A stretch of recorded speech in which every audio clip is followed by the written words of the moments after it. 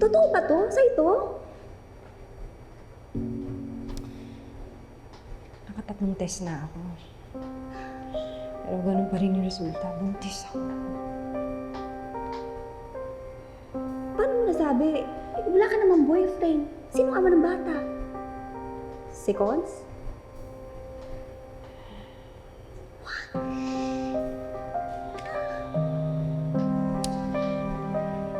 May nakilala ako. Nung gabing problemado ako. Nalasing ako. Nawala na ako ng kontrol sa sarili ko. Hindi ko naman inakala na aabot ako sa ganito.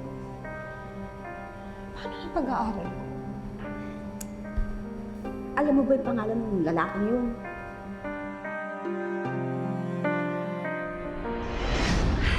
I really don't know, dear. It's Ramir. Ramir Engano. Oh, sorry.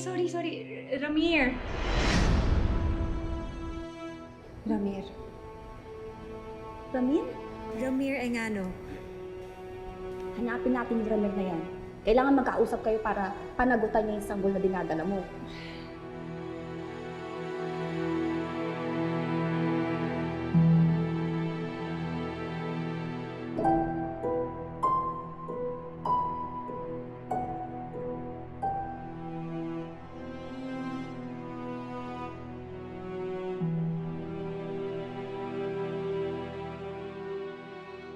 Siya yung tatay ng bata.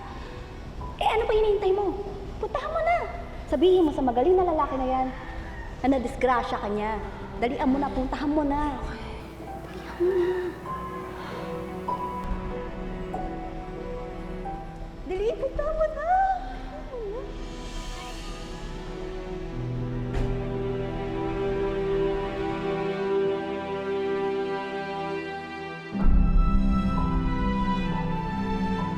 Tara na.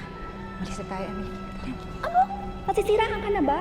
Papasanin mo mag-isa yung problema? Puntahan mo pa rin. Ayaw mo sila. Emily, hindi mo ba nakikita? Mukhang happily married na yung tatay ng anak ko. Tsaka wala naman din yung balak makasira ng pagsasama nila. And besides, kasalanan ko to lahat. Kasalanan ko kung bakit ako napunta sa sitwasyong ito. At mag-isa kong i-solve ang problemang ito. At ayoko na makadamay pa ng ibang tao, kaya tara na. Mer!